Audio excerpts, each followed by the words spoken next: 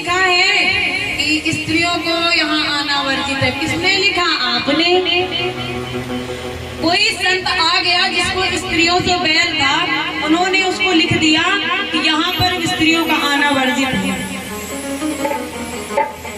बस आपने मान लिया कि यहाँ पर स्त्रियां जा ही नहीं सकती। कई सारे संत महात्मा आए जिन्होंने भागवत लिख दी, पुराण लिख दिए, वेद लिख दिए कि नहीं लिख दिए, डबल डबल बना दिए। गीता तो न जाने कितनी है, परंतु वो भी कटघरे में बैठे हुए। अब उनकी गीता क्यों नहीं पढ़ती हैं आप?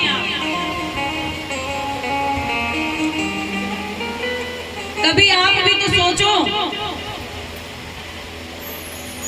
कि हमें किस तरह रहना चाहिए, कहाँ जाना चाहिए। जिसके गर्भ में हम रहे, जिसके चरण हम छूते हैं, वो अशुद्ध कैसे है? दुर्योधन ने जब द्रौपदी की साड़ी खींची थी, द्रौपदी ने क्या कहा था कि हम तो सोचते थे सिर्फ एक अंधा बैठा है, हम तो सोचते थे कि सिर्फ एक अंधा बैठा है, पर अब पता चला कि यहाँ तो सारी सभा है। जब गलत होता है तो जो गलत करता है वो तो पापी होता ही है, परंतु जो गलत सहता है वो सबसे ज्यादा पापी। और जब चीर को खींचते हैं, चीर खींची जाती है, कृष्ण भगवान आते हैं बचाने के लिए, सबको पता है ना ये। तो द्रौपदी कैसे पुकारती है भगवान को? पुकारोगे आप लोग भी? क्योंकि हर समय कृष्ण भगवान ही आते हैं आपकी, पर अब नहीं आ रहे हैं क्योंकि कलयुग है। कलयुग में ना आपको पुकारना आता है, इसलिए भगवान आते भी नहीं। सबरी जैसा भोग लगाता है कोई? नहीं लगाता ना, तो आप पुकारना भी नहीं आते, इसलिए आते नहीं है भगवान। कहती है द्रौपदी, हे गिरधारी कृष्ण मुरारी, लाज रखो हे कृष्ण मुरारी, हे गिरधारी कृष्ण मुरारी, लाज रखो हे कृष्ण मुरारी।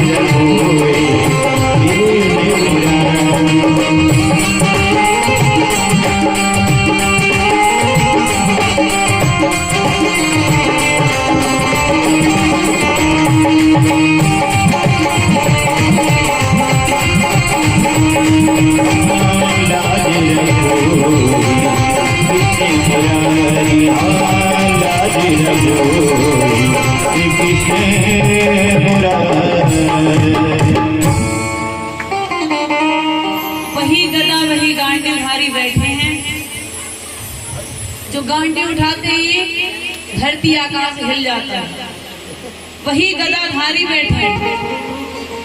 परंतु आज क्या हो गया इनको कि आज एक अबला की साड़ी खींची जा रही है और ये मौन बैठे। कहते हैं मैं किससे आस करूं, सारे तो यहाँ जुआरी बैठे। जब गलत हो रहा हो और उस गलत पर विरोध ना करे तो सबसे बड़ा क्या माना जाएगा, सबसे बड़ा दोषी वही होता है। गलत का विरोध खुलकर करना चाहिए, चाहे वो आपका पिता ही क्यों ना हो, चाहे वो आपका पुत्र ही क्यों ना हो, चाहे वो आपका पति क्यों ना हो। यदि वो गलत है तो उस पर विरोध करिए। हम इसलिए कुछ बात बोल देते हैं तो किसी को बुरा लग जाता है, परंतु मैं ये कहती हूँ जो है नहीं उसको मैं मानती नहीं। हमको प्रूफ दिखा दीजिए, डेट ऑफ बर्थ का सर्टिफिकेट बिना आजकल स्कूल में नाम नहीं लिखाता। पहले तो जैसे तैसे काम पकड़ लेते थे, नाम लिख जाता। 10 साल तक तो आप लोग यही गुल्ली डंडा खेलते ना, गिल्ली डंडा, फिर नाम होता कि चलो नाम लिखवा। परंतु अब 2.5 साल का बच्चा हुआ, माँ बोलना आया कि स्कूल में आ गया, माँ बोलते हैं ना बच्चे, बोले पिता नहीं पापा, ये शब्द सिखाना शुरू कर। पहले बोलते थे मैया, कक्का, दादा, आता था ना, पर अब तो पहले ही बोलने लगे इंग्लिश की फारसी भाषा। लोग कहते हैं कि इंग्लिश बोलना बहुत कठिन है, इंग्लिश बोलना बहुत कठिन है, इंग्लिश बहुत हार्ड है, हार्ड वर्किंग है इंग्लिश सीखने में बहुत समय लग जाता है। मैं कहती हूँ कि किसी को हिंदी बोलना ही नहीं आता। इंग्लिश तो आपको आ जाएगी पर हिंदी शुद्ध बोलना किसी को नहीं आता। 1 घंटे किसी से हिंदी बुलवा लो, यदि शुद्ध पूर्ण रूप से बोल जाए तब बताओ। उसमें उर्दू भी मिक्स करेगा, इंग्लिश भी मिक्स करेगा, और फारसी भी आएगी, तेलुगु भी आएगी, मराठी भी आएगी, सब भाषा, पर शुद्ध रूप से हिंदी नहीं आएगी। और आजकल बहुत बुरी स्थिति हमारे हिंदुस्तान में हो रही है, हमारे देश की, कि रहते हैं हिंदुस्तान में और बोलना चाहते हैं इंग्लिश की। कैसे बोलना चाहते हैं इंग्लिश, कि मैं इंग्लिश में बोलूंगा तो मेरी अधिक वैल्यू होगी, मेरे बच्चे इंग्लिश मीडियम में पढ़ेंगे तो मेरी अधिक वैल्यू होगी। पर ध्यान रखना, एक दिन वही आपको इंग्लिश सिखाएंगे। अंग्रेज जो थे वो अपने बाप के भी नहीं होते थे, हमारे देश में आते थे ना, उनका लाइसेंस है ना कुछ भी, जहाँ चाहे तहाँ आ जाते हैं। आप उनके देश में जाके तो बताओ, जब तक वीजा नहीं बनवा लोगे, पासपोर्ट तक, तो वहां तक जा नहीं पाओगे। सही है गलत है? और उसी इंग्लिश के पीछे हम भाग रहे हैं। वो हमारी परंपराओं को लेकर जाते हैं, फोटो खींचने आते हैं। जो लोग आप लोग सुनते हैं, कौन है फोटो ले रहे हैं जगह जगह, घाटों पे आप स्नान कर रही हैं, आपकी फोटो लेंगे, बच्चे को दूध पिला रही हैं, आपकी फोटो लेंगे। आप सुनते एक अंग्रेज आई, वो हमारा फोटो खींच के ले गए। वो यहाँ के कल्चर को ले जाती है और अपने यहाँ जाकर मजाक उड़ाती है और हमारी प्रथाओं को सीखना चाहती है। हमारे देश में आके वृंदावन में जाइए, कितने सारे अंग्रेज हैं जो बाबा बने बैठे। बनारस में जाइए, हम तो वहीं रहते थे, हम तो वहाँ देखते थे कि एक से एक इंग्लिश वाले, उनको हिंदी बोलना नहीं आती, वो सीखते हैं और जब वो बोलते हैं तो हंसी आती है आके बोलते। इसलिए अपने मातृभाषा को मत छोड़िए और अपने बच्चों को हिंदी सिखाइए। उनको हिंदी बोलना नहीं आता आजकल। हिंदी, हिंदू, हिंदुस्तान, और यही हमारी असली पहचान। आप लोग अपनी पहचान खोल रहे हैं, कुछ दिन बाद आप अपनी औलाद दिखाएंगे। भेज देना ऑस्ट्रेलिया, मलेशिया में पढ़ने के लिए, फिर वहां से आएंगे, बोले how are you, how do you do, आपसे पूछेंगे आपके लिए क्या बोलना है भैया। खुद ही पूछेंगे आपसे, जब इंग्लिश में बात करेंगे उनकी औलाद आएगी, दादू क्या होते हैं, मुझको नहीं पता। दादाजी से दादू, माँ से आई मम्मी, अब तो हो गई मॉम, तो जला दो तुरंत पिघल जाते हैं। जला दो मोम को तो तुरंत पिघल जाते हैं, और फिर उसके बाद पिघल के खत्म। ऐसे माँ है आजकल की।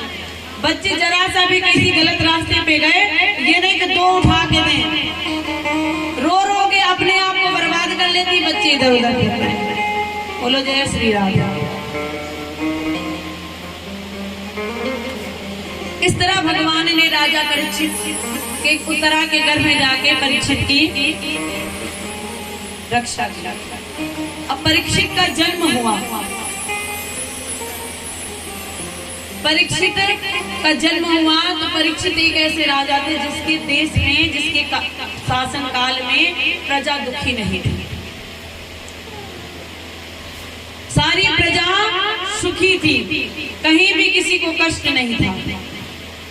एक दिन राजा ने सोचा कि चलो आज हम कहाँ चले, भ्रमण करने। और जब वो भ्रमण करने गए तो जाते हुए उन्हें क्या दिखा कि एक बैल है जिसको एक काला पुरुष मारता हुआ ले जा रहा है, कितने 3 पैरों पे।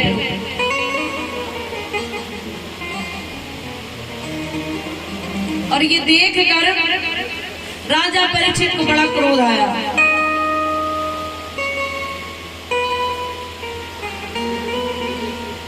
राजा परीक्षित के काल में गौदान, अन्नदान, सोना चांदी का दान बहुत दिया जाता है।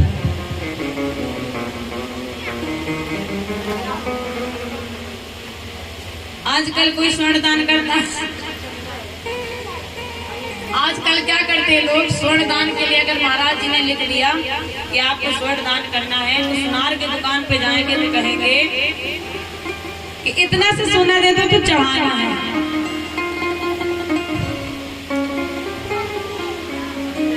महाराज को दान करना इतना, और साड़ी लेने जाएंगी तो खुद तो पहनेगी 1600 से एक नीचे नहीं पहनती। अरे एक साड़ी दे दो भैया, वो 100-200 वाली चढ़ाना तो है, कौन पहनता है? वो दान किसी काम का नहीं होता जो किसी के काम ना आए। कहते हैं वो द्रव्य नहीं शोभा देता जिस द्रव्य का कोई दान ना हो, और वह देह नहीं शोभा देती जिस देह से कोई संतान ना। किसी को दान दो तो ऐसा दो कि वो भी करे, वो भी पहने, तब तो आपको धर्म लगेगा। आपने सोने का इतना सा टुकड़ा चढ़ाया, पता नहीं किस कोने में झाड़ने मारने में चला जाए, वो चढ़ाते ही चला जाए। ना तो आपका दान लिखा गया और ना आपका धर्म लिखा।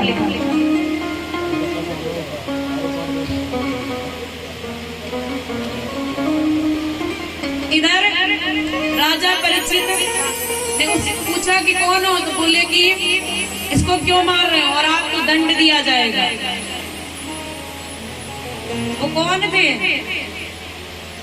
वो युग थे। और वो काल पुरुष कौन था? कलयुग था।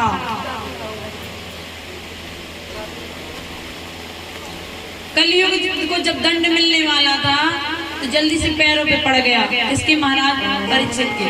और हमने कहा शरणागत को जे तजई, शरणागत को तजना चाहिए। जब अगर शरणागत आ गया अपने तो उसको छोड़ देना, बल्कि उसकी रक्षा और करनी चाहिए। समय बहुत कम है इसलिए कथा बहुत विस्तार से नहीं बनेगा, जल्दी जल्दी सुना। इधर परीक्षित ने जब उनको दंड देने के लिए कहा तो बोले सुनो महाराज, उनको दंड मत दो, हमें भी अपने राज्य में रहने दो।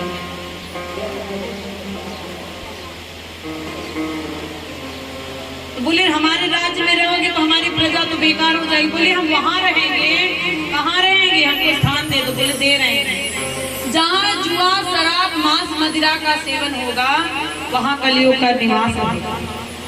जहाँ स्वर्ण चांदियों के आभूषणों का भंडार रहेगा वहाँ पर क्या होगा? कलयुग का निवास होगा। जहाँ पति पत्नी में आपसी कलह रहेगी वहाँ कलयुग का निवास होगा। इस प्रकार कलयुग को स्थान दे दिया। जहाँ भक्ति नहीं होगी वहाँ कलयुग रहेगा, और जहाँ भक्ति होगी वहाँ कलयुग नहीं रहेगा। जहाँ दान धर्म होगा वहाँ कलयुग नहीं रहेगा। एक दिन राजा अपने राजकोष में गए और वहां पर एक स्वर्ण जड़ित रत्नों से जड़ा हुआ एक मुकुट देखा और उस मुकुट को देखा तो राजा का मन हुआ आज मैं इसको लगा लूं, थोड़ा कैसा लगता है। और उसको लगा के राजा जब शिकार करने के लिए गए तो कुछ दूर जाते जाते रास्ता भटक गए और जब रास्ता भटक गए तो उनको किसी का आश्रम नहीं दिखा तो क्या दिखा, समीप। वहां पर एक ऋषि रहते थे, वहां पहुंचे, वहां जाकर देखा कि वो तो आसन लगाए बैठे हैं।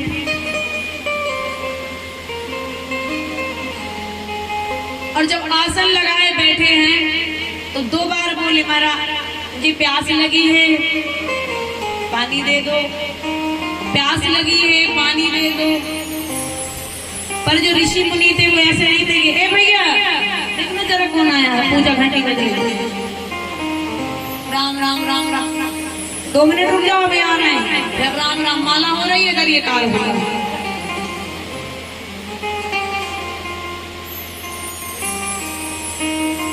पहले के ऋषि मुनि ध्यान लगा लेते थे, जान की मृत्यु ही हो जाती है, उनको पता नहीं चलता।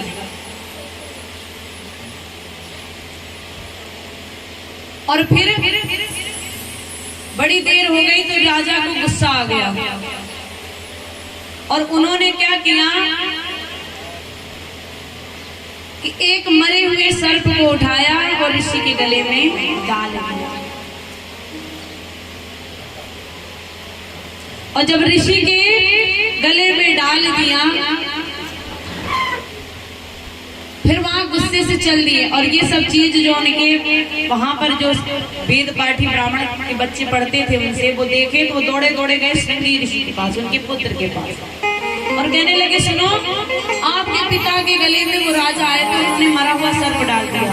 जब वो वहां पहुंचे क्रोध में आके श्रृंगी ऋषि ने बोला सुनो जो सर्प आपने मेरे पिता के गले में डाला है यही सर्प, यही तक्षक सर्प बनकर 7 दिनों के अंदर राजा को डस कर।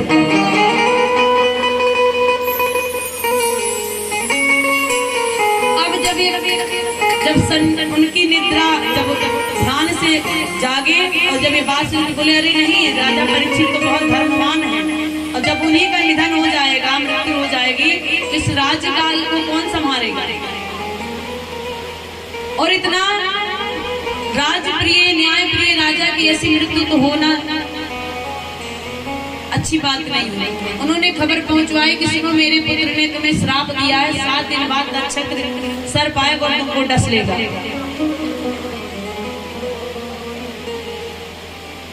और जब मुकुट उतारा जाके राजधानी में जाके राजा ने तो उनको अपना कुकृत्य याद आ गया और बहुत पछतावा होने लगा। और तब तक मुनि कुमार गौरमुख के द्वारा साफ की सूचना सुनकर महाराज कहने लगे कि मुझे ऐसा दंड ही मिलना चाहिए।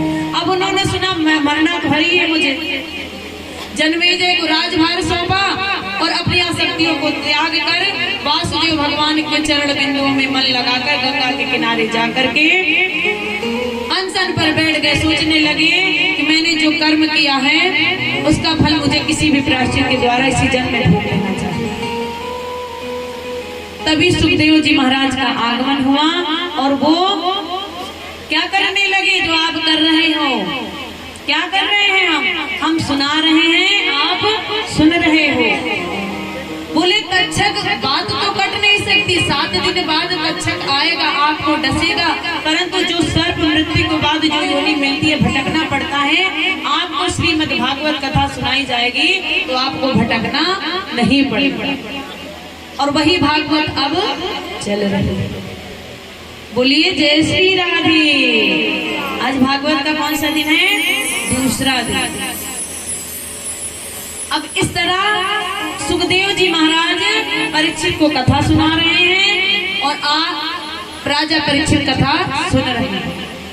तो परीक्षित यहाँ पर कौन है? सौभाग्य की बात देखो धरा भूमि की कि यहाँ एक परीक्षित नहीं 2-2 परीक्षित,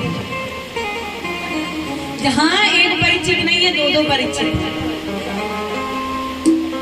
और बड़े पुण्य है आप लोगों के जो एक बार भागवत कराने का मौका नहीं मिलता, आपको दो दो तीन तीन बार मिल गया।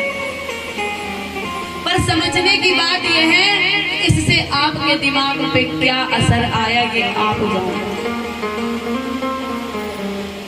हम तो आज आए हैं, लुटाएंगे चले जाएंगे, हमको आपसे कोई लेना देना नहीं है। आप जानो, आपका काम जानो। तोता आता है, फल को चखता है, मीठा है खा गया, उसके बाद उड़ गया। जिस फल में तोते का चोंच होती है, लग जाए तो समझ लेना वो फल बहुत मीठा है। उसी तरह इस भागवत पुराण को सुखदेव महाराज ने कह दिया तो समझ लो ये पुराण आपके उद्धार के लिए। बोलिए राधे राधे। एक भजन आपको सुना के उसके बाद आरती करेंगे,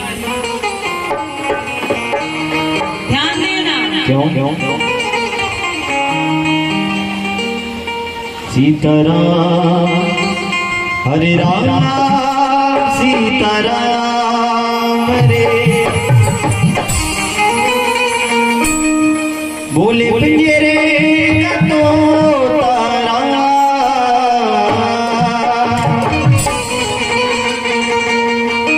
बोले पिंजरे का तोता रे, हरे राम सीताराम सीताराम रे।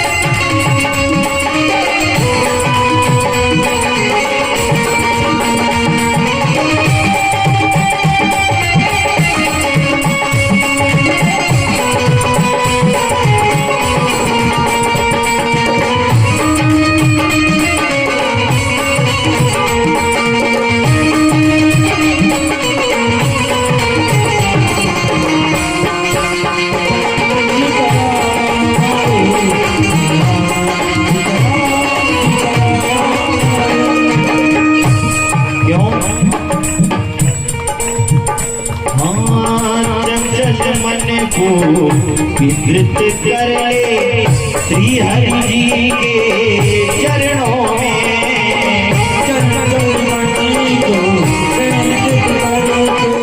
श्री हरि जी के चरणों में। ओ चरणमणि को विकृत कर ले श्री हरि जी के चरणों में,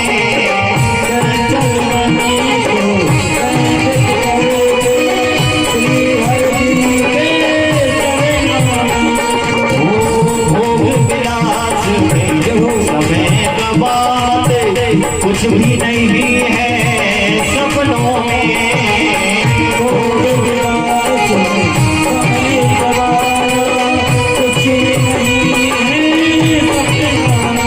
छोड़ आलस सकल बिसरा,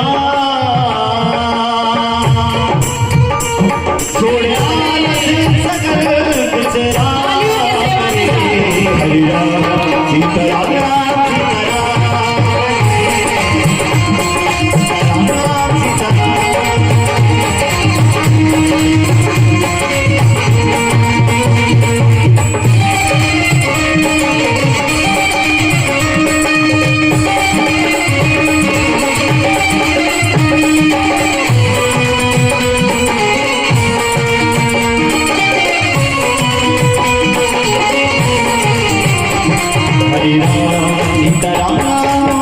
सीताराम